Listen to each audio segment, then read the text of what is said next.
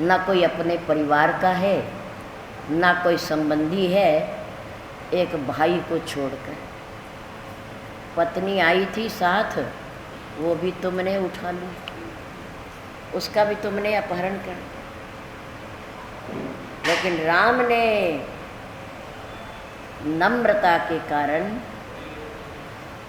अपनों को तो अपना बनाया ही,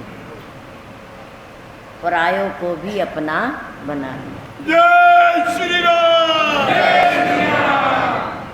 मनु और शत्रुपा भगवान से वरदान पाकर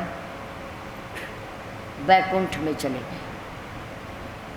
समय आया, त्रेता का अंतिम पड़ाव था और राजा दशरथ की वृद्ध अवस्था।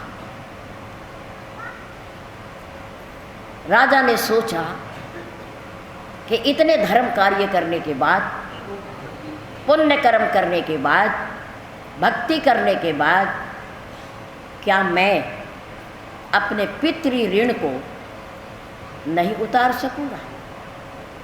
मेरे कोई संतान नहीं होगी, मैं बिना संतान को देखे चला जाऊंगा, और मेरे इतने बड़े राज्य का उत्तराधिकारी क्या दुनिया में कोई नहीं होगा? ये विचार के आते ही उन्हें ध्यान आया अपने पूज्य गुरुदेव का, महर्षि वशिष्ठ का। बिना किसी को बताए, बिना किसी सवारी के, बिना किसी अंगरक्षक के राजा दशरथ अपने गुरुदेव के स्थान को चढ़ पड़े और अपने हृदय की बात अपने गुरुदेव के श्री चरणों में रखी। महर्षि वशिष्ठ ने, गुरुदेव ने अपने शिष्य की भावना को देखते हुए कही, वशिष्ठ बहुविधि समझावा, बहुत प्रकार से समझाया, धैर्य रखो, धैर्य रखो, धरे हो धीर, होए हई सुत चारी। एक के लिए व्याकुल हो, एक ही हो जाए। दशरथ, एक नहीं, भगवान की कृपा से, तुम्हारे पुण्य कर्मों से तुम्हारे एक नहीं, दो नहीं, तुम्हारे चार चार पुत्र होंगे, और ऐसे पुत्र होंगे जिनकी महिमा का गुणगान तीनों लोकों में किया जाएगा, तीनों लोकों में किया जाएगा। धरि हो धीर, होए हई सुत चारी, त्रिभुवन महिमा भगत भयहारी। भक्तों के भय को हरण करेंगे, धर्म की स्थापना करेंगे, दुष्टों का विनाश करेंगे, तुम चिंता न करो। तब महर्षि वशिष्ठ ने श्रृंगी ऋषि को बुलाया, पुत्र लागी शुभ यज्ञ करावा। पुत्रेष्टि यज्ञ किया, प्रेम सहित आहुति दीनी। प्रेम के साथ अग्निदेव के प्रति स्वाहा बोलते हुए उन्होंने आहुतियां दी। अग्निदेव ने महर्षि वशिष्ठ, राजा दशरथ और श्रृंगी ऋषि की भावनाओं को देखते हुए प्रसन्न होकर के अग्नि कुंड से प्रकट हो गए अग्निदेव, और उनके हाथ में एक पायस खीर का कटोरा था। वो कटोरा अग्निदेव ने महर्षि वशिष्ठ को दिया, गुरुदेव को, जिन्होंने यज्ञ करवाया। फिर वो प्रसाद महर्षि वशिष्ठ ने राजा दशरथ को दिया। जाओ, अग्निदेव के द्वारा दिया गया ये प्रसाद अपने महलों में तीनों रानियों को यथा योग्य, जैसा आप उचित समझते हो, जाकर के बांट कर दे दीजिए। प्रसन्न मन से राजा दशरथ घर आए, महलों में आए।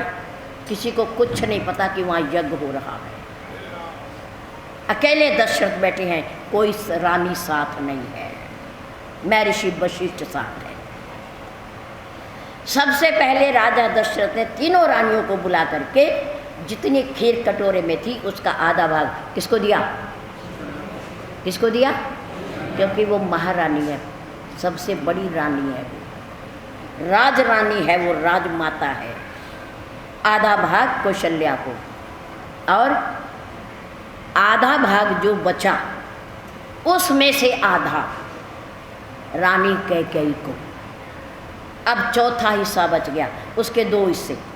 कितने किए? आप सनातन धर्म को मानने वाले हैं, आपको इन बातों का ज्ञान होना चाहिए, ताकि आपसे यदि कोई प्रश्न करता है तो आप उसके प्रश्न का उत्तर दे सकें, किसी के संशय का खंडन कर सके, आप उसे पूरा कर सकें। उस चौथे भाग के 2 हिस्से सुमित्रा को नहीं दिया, महारानी कौशल्या और रानी कैकेयी को दिया राजा दशरथ ने अपने हाथ से। 2 हिस्से करने के बाद एक हिस्सा महारानी कौशल्या के हाथ में रखा और एक हिस्सा रानी कैकेयी के हाथ में रखा और कहा, तुम महारानी सुमित्रा को ये दोनों भाग दो। तुमने अभी तक लिया है, दिया नहीं है, अब देना भी सीख लो, देना भी सीख लो।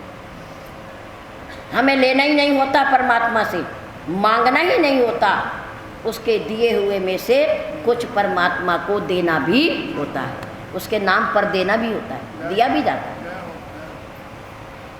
और 2 हिस्से महारानी सुमित्रा के हाथ पर महारानी कौशल्या ने और रानी कैकेयी ने रख दिए, जिसके परिणाम स्वरूप चैत्र मास में नवमी के दिन भगवान राम माँ कौशल्या के माध्यम से प्रकट हुए। जय श्री राम, जय श्री राम, जय श्री राम, जय श्री राम, जय श्री राम, जय श्री राम, जय श्री राम, जय श्री राम। और जय श्री राम। भरतलाल जी महारानी कैकेयी के माध्यम से प्रकट हुए, जन्म नहीं, प्रकट। जन्म हमारा और आपका होता है, भगवान क्या होते हैं? अभी 3 दिन है, 3 मिनट है अभी हमारे, शोर नहीं करना। भगवान राम प्रकट हुए माँ कौशल्या के माध्यम से, भरतलाल जी प्रकट हुए महारानी कैकेयी के माध्यम से, और माँ सुमित्रा 2 पुत्रों की जननी है।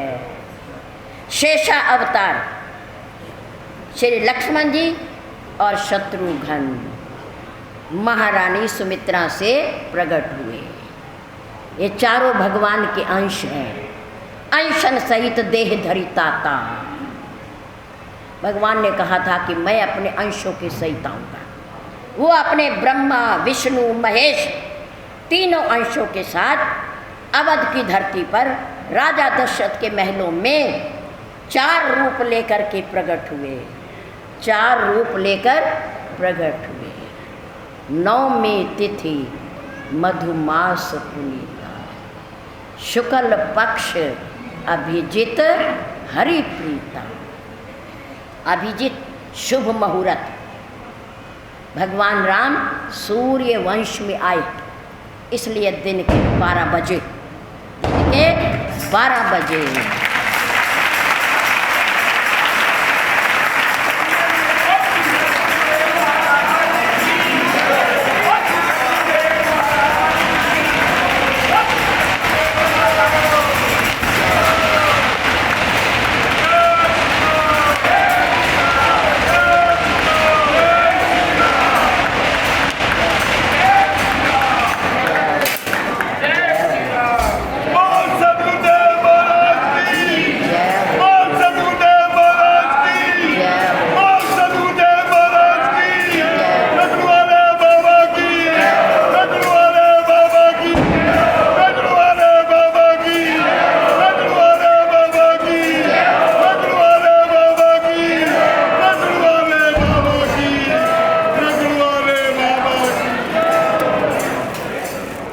सबको हमारी तरफ से श्री रामनवमी के पवित्र उत्सव की बहुत बहुत हार्दिक बधाई। अब आप जो हमारे गोस्वामी तुलसीदास जी ने भगवान के प्रकट होने पर सुंदर महिमा का गुणगान किया, उसका गुणगान हम सब मिल करके करेंगे। हमारा महिला समाज जो इधर बैठा है, श्री रामचरितमानस का पाठ। प्रगट कृपाला